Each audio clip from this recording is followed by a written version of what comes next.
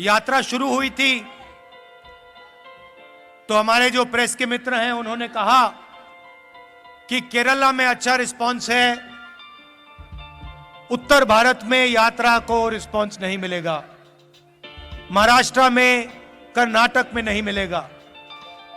कर्नाटक में बीजेपी की सरकार है, कर्नाटक पहुंचे तो केरला से बेहतर रिस्पांस कर्नाटक में मिला। फिर मीडिया ने कहा कि भाई कर्नाटक में मिल गया रिस्पांस, महाराष्ट्र में नहीं मिलेगा। मेरा महाराष्ट्र पहुंचे, कर्नाटक से बेहतर रिस्पांस।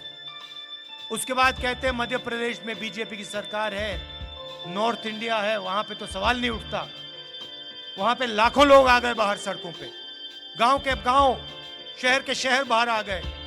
फिर कहते हैं हाँ मध्य प्रदेश में रिस्पांस मिल गया, हरियाणा में नहीं मिलेगा। और हरियाणा ने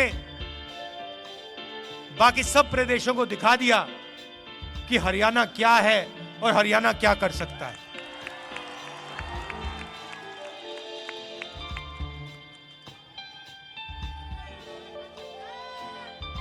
और जो हमने नफरत मिटाने की बात की, डर मिटाने की बात की, वो सचमुच हमें इन सड़कों पे आपने दिखाया है। इस यात्रा में किसी ने गलत तरीके से किसी से बात नहीं, कोई गिरा, चाहे हिंदू हो, मुसलमान हो, सिख हो, ईसाई हो, मैंने अपनी आंखों से देखा। जैसे ही गिरा, यात्रा ने उस व्यक्ति को अपने गोद में लिया। किसी ने नहीं पूछा भाई तुम हिंदू हो, मुसलमान हो, सिख हो, ईसाई हो, कौन सी जात के हो, ना। जैसे ही कोई गिरा वैसे ही पूरी यात्रा ने, हिंदुस्तान ने उसको अपना माना, उसको उठाया, पानी पिलाया, अगर पट्टी की जरूरत थी पट्टी की, और फिर कहा चलो चलो हमारे साथ चलो। यह आपने दिखाया हमें, और यह नई चीज नहीं है। यह आपका जो प्रदेश है, यह सदियों से देश को यही दिखा रहा है। महाभारत की जमीन है, कौरव पांडवों की जमीन है। जो उस समय लड़ाई थी, बात लोगों को अभी समझ नहीं आ रही है, मगर जो उस समय लड़ाई थी वही आज लड़ाई है। लड़ाई किसके बीच में है?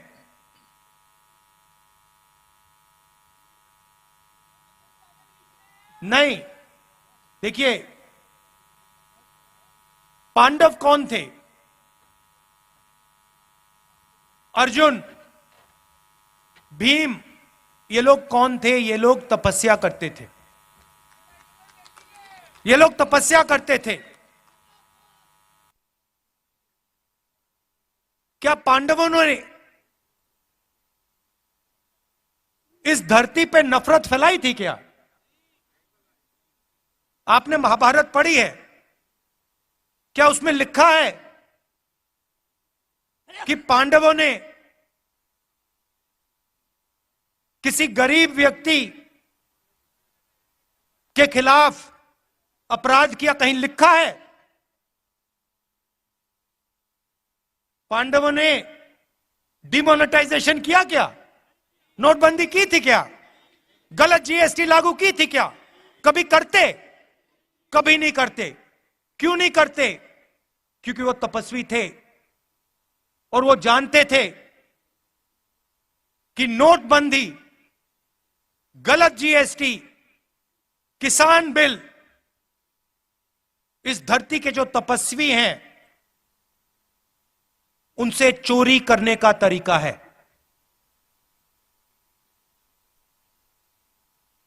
एक तरफ तपस्वी थे, 5 थे, दूसरी तरफ संगठन था। एक तरफ 5 तपस्वी और भीड़, उनके साथ पांडवों के साथ हर धर्म के लोग थे।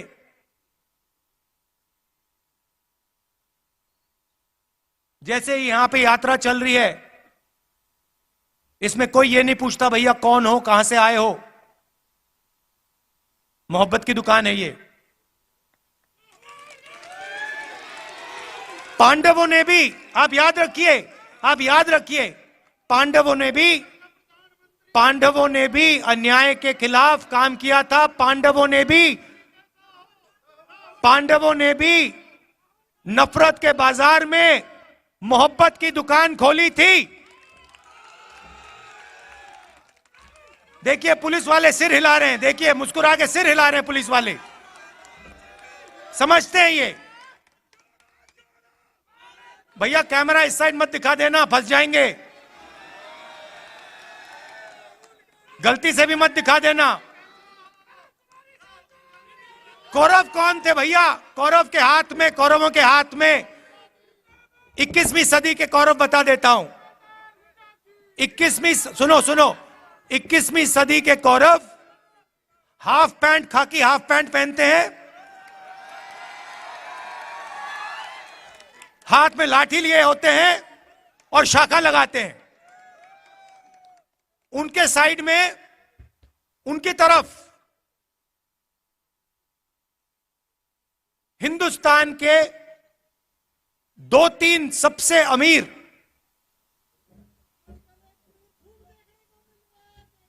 अरबपति कौरवों के साथ खड़े हैं। भाई और बहनों, नोटबंदी किसने करवाई? गलत जीएसटी किसने लागू की? किसके लिए की गई और किसके खिलाफ की गई, ये आप समझिए। नोटबंदी, गलत जीएसटी नरेंद्र मोदी ने जरूर साइन किया, मगर नरेंद्र मोदी जी की शक्ति ने गलत जीएसटी, नोटबंदी नहीं लागू करवाई। हिंदुस्तान के 2-3 अरबपतियों की शक्ति ने, इन्होंने प्रधानमंत्री का हाथ चलाया। मानो ना मानो, आपको देखने को मिलेगा उस समय के अरबपति पांडवों के साथ खड़े थे क्या? अगर खड़े होते तो पांडव जंगल में क्यों बैठे थे? पांडवों को घर से क्यों निकाला? क्योंकि उनके साथ अरबपति नहीं खड़े थे, मगर उनके साथ इस धरती की जनता, इस धरती के किसान, इस धरती के मजदूर, इस धरती के गरीब, इस धरती के छोटे दुकानदार, इस धरती के स्मॉल और मीडियम बिजनेस सब खड़े थे। ये देश भाइयों और बहनों, ये देश तपस्वियों का देश है। मुझे कहा जाता है, मुझे किसी ने कहा आप 3000 किलोमीटर चले। मैंने उससे कहा तो क्या हुआ? मैंने क्या बड़ी बात कर दी? अगर आप जाओ और इस देश के किसी भी किसान से पूछो, भाई पिछले 4 महीनों में आप कितने किलोमीटर चले हो, वो आपको बता देगा 3000, 4000, 5000 किलोमीटर चला हूं। हां, कन्याकुमारी से दिल्ली नहीं चला हूं, मगर अपने खेत में चला हूं, मंडी गया हूं, मंडी जाकर वापस आया हूं, फिर मंडी गया हूं, फिर वापस आया हूं, खाद खरीदने गया हूं, बीज खरीदने गया हूं। मैंने क्या बड़ा काम किया? कुछ नहीं। किसी भी मजदूर से आप पूछ लो, आपको बताएगा 24 घंटा मैं सर पर बोझ रख के आगे पीछे आगे पीछे आगे पीछे चलता जाता हूं। वो ये जो घड़ी है ना फिटबिट वाली, ये जो मैं पहना हूं, जो किलोमीटर दिखा देती है, वो नहीं पहनता है। इसलिए उसको शायद पता नहीं लगता कितने किलोमीटर चला है। हमारे साथ यात्री चले, मुझे कहते हैं भैया 3000 किलोमीटर चले। मैंने उससे कहा भैया तुम्हें खाना मिला आज सुबह? भोजन खाया तुमने? कितने बार भोजन खाया? 3 बार खाया ना। तो वो जो चल रहे हैं, आधी रोटी खा रहे हैं, और तुम क्या बड़ी बात कर रहे हो? वो आधी रोटी में 3000 किलोमीटर चलते हैं, तुम भरपूर खाना खा के 3000 किलोमीटर चल के छाती फैला रहे हो। क्या मतलब है इसका?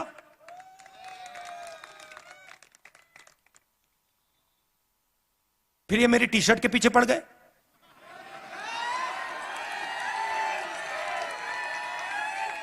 इनको अभी तक समझ नहीं आ रही बात। नहीं, उनको समझ नहीं आ रही बात। देखो ये कह रहे हैं टी शर्ट क्यों पहना है, ये सफेद टी शर्ट क्यों पहना है, इसको सर्दी नहीं लगती। सबसे पहले मैं आपको बताता हूं क्यों पहना हूं।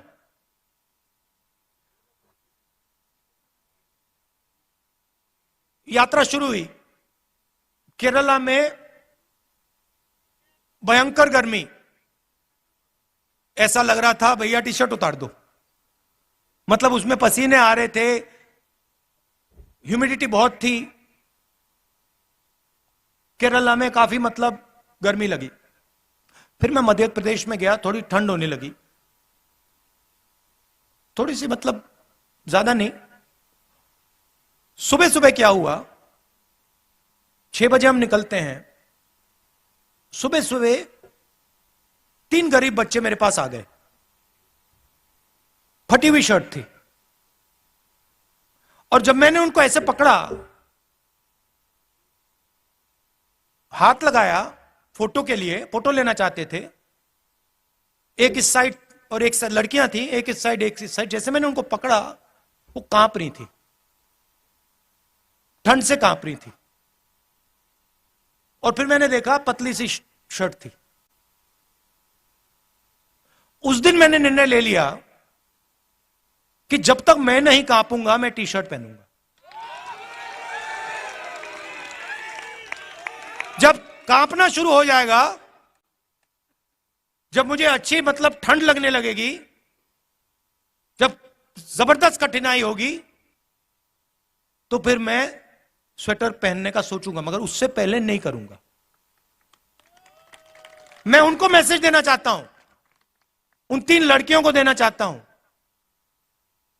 कि अगर आपको ठंड लग रही है, तो फिर राहुल गांधी को भी ठंड लगेगी। जिस दिन आपने स्वेटर पहन लिया, उस दिन राहुल गांधी स्वेटर पहन लेगा। नहीं नहीं नहीं, ये बात मत बोलो, ये फिर से आप गलत बात बोलना शुरू कर दो। महात्मा गांधी नहीं हूं मैं। आप नहीं, सुनो, ये मेरे जैसे इस देश में करोड़ों लोग हैं, ठीक है, करोड़ों लोग हैं। यहां पे क्या हो रहा है, यहां पे काम कोई कर रहा है, तपस्या कोई कर रहा है। जैसे मैंने पांडवों की बात की, यहां पे युद्ध हुआ था, हजारों लोग मरे थे। वो क्यों हुआ था? क्योंकि उस समय हिंदुस्तान में जो काम कर रहा था, जो तपस्या कर रहा था, उस समय किसान थे, मजदूर थे। आज किसान हैं, मजदूर हैं, छोटे व्यापारी हैं, स्मॉल और मीडियम बिजनेस चलाते हैं। आज हमारे पास माइक्रोस्कोप बनाने वाले लोग आए, आप बनाते हैं, मैन्युफैक्चरिंग है, देखो इनकी 100-200 लोगों को ये रोजगार देते हैं। ये तपस्या करते हैं 24 घंटा। कोई माइक्रोस्कोप बनाता है, कोई यहां पे पोल्ट्री फार्म चलाता है, कोई खेती करता है, गन्ना उगाता है। ये तपस्वी है देश के। और खाता कोई और है, और खाता कोई और है। और जो खाता है भैया वो तो दिखते भी नहीं है। उदाहरण देता हूं, प्रधानमंत्री बीमा योजना, आपके जेब में से पैसा निकलता है, आप देते हो, और हिंदुस्तान की सरकार आपका पैसा उसमें जोड़ती है। आप सुबह 4 बजे उठते हो, हम 6 बजे उठते हैं, आप 4 बजे उठते हो। 4 बजे उठने के बाद आप काम शुरू करते हो। आपके साथ खेत में आपके इतने छोटे छोटे बच्चे होते हैं, पूरा परिवार काम करता है। फिर तूफान आता है, आंधी आती है, बारिश होती है, ओले गिरते हैं, और फिर आप जाते हो बीमा लेने। कहते हो भैया चलो नुकसान हो गया, बीमा का पैसा तो भरा था। पता लगता है इंटरनेट पे आपको कंपनी नहीं मिलेगी, नाम नहीं मिलेगा, फोन करो कोई जवाब नहीं देगा। आपकी तपस्या कोई और खा गया। जीएसटी के बारे में बताता हूं, मजेदार बात मैंने सुनी।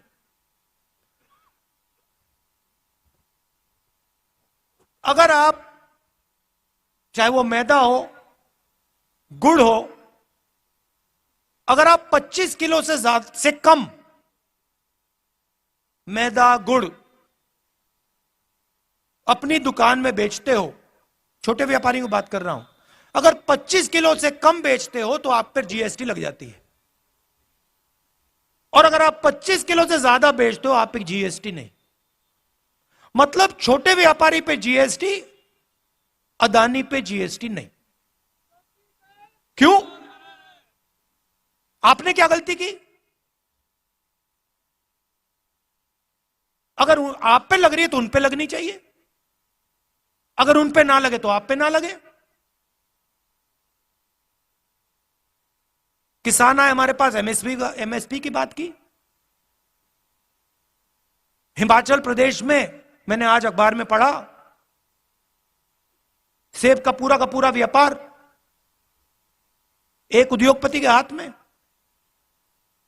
जम्मू कश्मीर जाएंगे, पूरा का पूरा सेब का व्यापार उसी उद्योगपति के हाथ में। नहीं हुए भैया, क्योंकि शहीद जो होता है उसको शहीद का दर्जा मिलता है। पार्लियामेंट हाउस में मैंने बात उठाई, कांग्रेस पार्टी ने बात उठाई कि भैया ये 700 लोग शहीद हुए हैं, इनका नाम तो ले लीजिए पार्लियामेंट हाउस में, शहीद का दर्जा तो दे दीजिए। प्रधानमंत्री कहते कोई शहीद नहीं हुआ। हमने मौन करा दिया वहां पे, मैं खड़ा हो गया, मैंने कहा भैया हम तो मौन करेंगे। स्पीकर गुस्सा हो गया मुझसे, कहते देखिए पार्लियामेंट हाउस में जो 700 किसान शहीद हुए हैं उनके लिए 2 मिनट मौन नहीं रखा जा सकता है। हम जानते हैं कि शहीद हुए, उनके परिवार जानते हैं कि शहीद हुए, हिंदुस्तान की सरकार नहीं जानती, उनके लिए नहीं शहीद हुए। मगर वैसे मैं उनकी बुराई इतना नहीं करना चाहता, वो करने जो कर रहे हैं करने दो उनको। मैं क्या चाहता हूं कि जो तपस्वी है, चाहे वो किसान हो, मजदूर हो, छोटा व्यापारी हो, जो वो तपस्या करे, गीता में लिखा है। क्या लिखा है गीता में तपस्या के बारे में? बताइए भैया, आपसे ले रहा है। तपस्या करो और फल मत देखो। मगर गीता में यह नहीं लिखा है कि तपस्या करो और फल नहीं मिलेगा। तो गीता में लिखा है तपस्या करो, और यह देश तपस्या कर रहा है। और इस देश की सरकार को उस तपस्वी की मदद करनी चाहिए, उस तपस्वी की रक्षा करनी चाहिए। ऐसा हिंदुस्तान में देखना चाहता हूं। यात्रा का यही लक्ष्य है। यात्रा का लक्ष्य यह है, यात्रा देश को यह बता रही है कि आपकी तपस्या जाया नहीं जानी चाहिए। मैं जानता हूं कि जिस दिन हिंदुस्तान के किसान, मजदूर, छोटे व्यापारी, इनकी तपस्या का फल मिल जाएगा, उस दिन इस देश के सामने कोई देश नहीं खड़ा हो सकता है। ये आप अपने मोबाइल फोन के पीछे देखो, इसमें लिखा है मेड इन चाइना। पुलिस वालों के जूतों के नीचे लिखा होगा मेड इन चाइना, शर्ट के पीछे मेड इन चाइना, माइक्रोफोन के नीचे मेड इन चाइना। तंग आ गया हूं मैं मेड इन चाइना से। जहां देखो made in China, made in China. मैं चाहता हूं कि वहां पे बीजिंग में एक चाइना का युवा फोन देखे, उसमें लिखा हो मेड इन कुरुक्षेत्र। ले, ऐसा हिंदुस्तान चाहता हूं। और जो कुरुक्षेत्र में जिसने माइक्रोस्कोप बनाया, अंबाला, जिसने अंबाला में माइक्रोस्कोप बनाया, उसके जेब में चाइना के युवा के पैसे आए। यह चाहता हूं मैं। तो मगर सबसे पहला कदम डर और नफरत को मिटाने का है। देखिए, हरियाणा में युद्ध हुआ था, पांडवों ने डर और नफरत को मिटाने का काम किया था। जैसे मैंने कहा, नफरत के बाजार में मोहब्बत की दुकान खोली थी। और ये मैं नहीं कह रहा हूं, ये मत सोचिए कि मेरा नारा है। मेरा नारा नहीं, उनका नारा है। ये पांडवों का नारा है, ये पांडवों का नारा है, ये भगवान राम का नारा है, ये इस देश का नारा है। और हजारों सालों से यह नारा चल रहा है। ये कुछ नया काम नहीं किया मैंने। आखिरी बात कहना चाहता हूं, और यह आपको मालूम होनी चाहिए। देखिए, जब भी मैं चल रहा हूं, जहां भी मैं जाता हूं, राजस्थान में जय सिया राम, जय सिया राम। अच्छा, ये आरएसएस वाले हर हर महादेव तो कभी नहीं कहते। आप देखो, नोट करो, कभी नहीं कहते ये। क्यों नहीं कहते?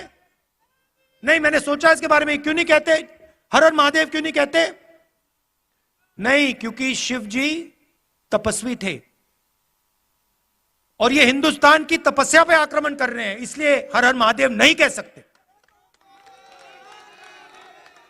मगर बात मैं जय सिया राम की कर रहा हूं। यहां पे राम राम, राम राम सुना मैंने, राम राम, जय सिया राम। अब जय सिया राम ये कभी नहीं कहते। इन्होंने सीता जी को नारे से निकाल दिया, उठा के बाहर फेंक दिया, कहा हम नहीं कहेंगे। ये हमारी हिस्ट्री, हमारे संस्कार, हमारे इतिहास के खिलाफ काम किया इन्होंने। और जब भी कांग्रेस पार्टी का कोई भी कार्यकर्ता आरएसएस के कार्यकर्ता के सामने आए, उससे कहो तुम जय सिया राम कहोगे, और उससे जय सिया राम कहलवाओ। क्योंकि जितने जरूरी राम थे, उतनी ही जरूरी सीता थी। तो आप सब यहां आए, इतने प्यार से आपने मेरी बात सुनी, दिल से आपका धन्यवाद करना चाहता हूं। और आज एक कमी रह गई, आज एक कमी रह गई। हमने आज वो जो बीजेपी के लोग करते हैं, देखिए उनके संगठन में महिलाएं तो होती नहीं है, अलाउ ही नहीं है। अभी तक नहीं समझ आया मुझे उनके संगठन में महिलाएं क्यों नहीं है, वो अलग बात है, मगर आज हमने पूरा दिन महिलाओं का कर दिया। तो जो हमारे पुरुष हैं उनको आज थोड़ी मुश्किल हुई, आप अंदर नहीं आ पाए, आप मिल नहीं पाए, तो मैं आपसे माफी मांगना चाहता हूं। और कल दोनों स्त्री और पुरुष का दिन है, तो आप सब लोग आ पाएंगे और आपसे मिल सकेंगे। दिल से बहुत बहुत धन्यवाद। नमस्कार। जय हिंद।